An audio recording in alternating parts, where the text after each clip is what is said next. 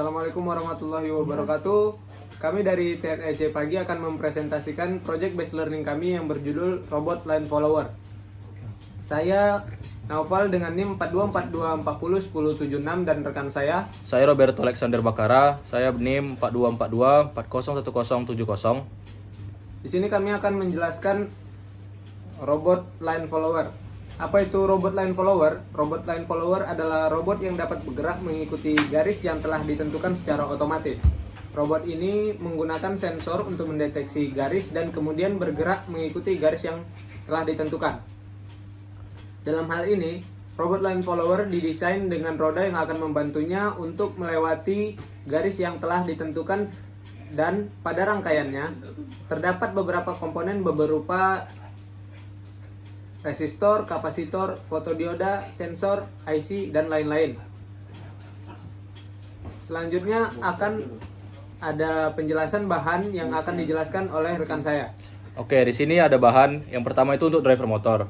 Di sini ada pin header sebagai terminal atau sebagai konektor, dan di sini ada LED sebagai indikator.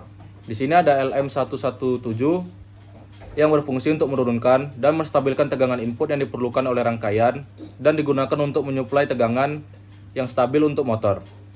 Selanjutnya di sini ada kapasitor.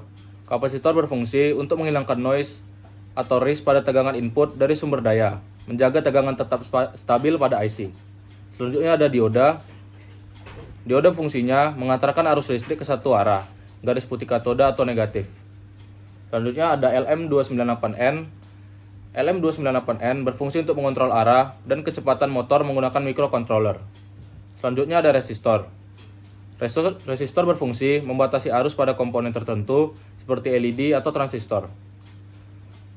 Dan yang terakhir, transistor fungsinya sebagai saklar elektronik atau penguat arus dan digunakan untuk mengontrol arus yang mengalir ke motor. Lanjut, di sini ada bahan untuk sensor. Yang pertama itu ada LM324N yang digunakan untuk memperkuat sinyal analog dari sensor atau TCRT 5000 atau sebagai komparator. Selanjutnya ada optoisolator atau TCRT 5000 digunakan untuk mendeteksi garis hitam dan putih pada permukaan. Selanjutnya ada pin header sebagai konektor, resistor sebagai pembatas arus dan membentuk pembagi tegangan, dan yang terakhir ada trim pot digunakan untuk mengatur tegangan referensi pada sistem, misalnya pada salah satu input IC LM324N. Sini ada alat dan bahan yang kami gunakan untuk proyek ini. Yang pertama ada amplas, kedua bor PCB, ketiga cutter, yang keempat gerinda, yang kelima papan PCB double layer, yang keenam solder sucker, yang ketujuh solder, dan yang terakhir timah solder. Oke, ini proyek kami yang pertama, yaitu driver motor. Driver motor 298N adalah modul yang umum digunakan yang berfungsi untuk mengontrol motor DC dan motor stepper, memungkinkan robot bergerak sesuai instruksi dan memungkinkan perubahan arah aliran arus ke motor, sehingga menghasilkan kemampuan untuk berputar maju atau mundur. Di sini ada skematik dan PCB layout yang kami buat untuk driver motor. Selanjutnya yaitu sensor akan dilanjutkan oleh rekan saya. Sensor pada robot line follower adalah perangkat penting yang digunakan untuk mendeteksi garis di permukaan, seperti garis hitam di latar belakang putih, dan memungkinkan robot mengikuti jalur dengan akurasi yang tinggi. Sensor yang umum digunakan adalah sensor inframerah, yang memancarkan cahaya inframerah dan mengukur pantulannya untuk membedakan antara permukaan hitam dan putih.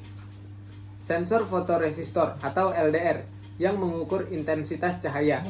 Dalam operasinya, sensor mendeteksi garis dan mengirimkan sinyal ke microcontroller, yang kemudian memproses informasi untuk mengatur kecepatan dan arah motor, sehingga robot dapat berbelok atau mempercepat sesuai kebutuhan untuk tetap mengikuti garis tersebut.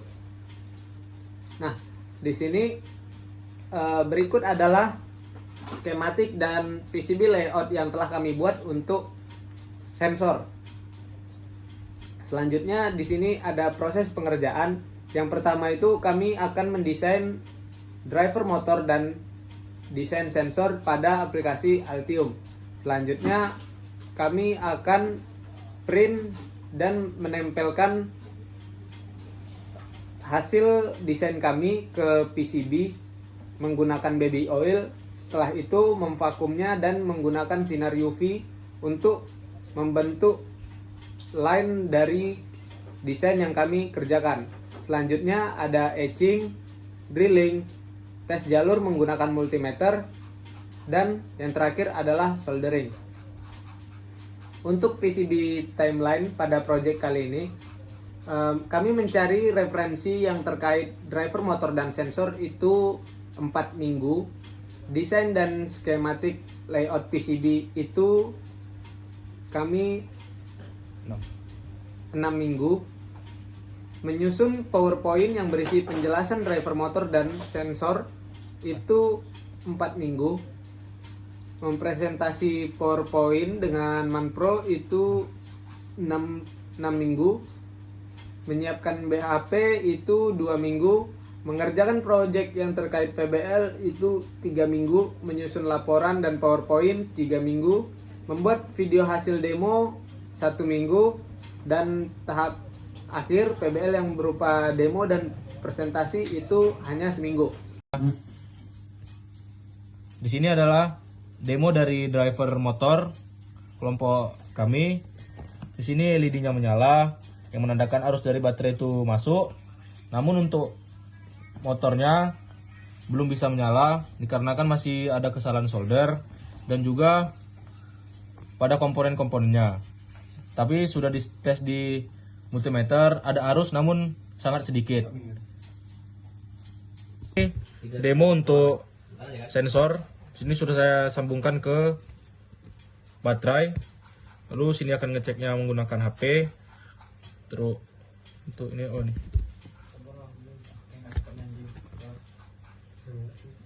Nah, di sini untuk HP-nya dia ini menyala semua. Yang di ujung sini yang tidak menyala. Ini disebabkan karena optonya bermasalah dan masih ada solderannya mungkin. Sekian dari kami untuk demo driver dan sensor. Terima kasih.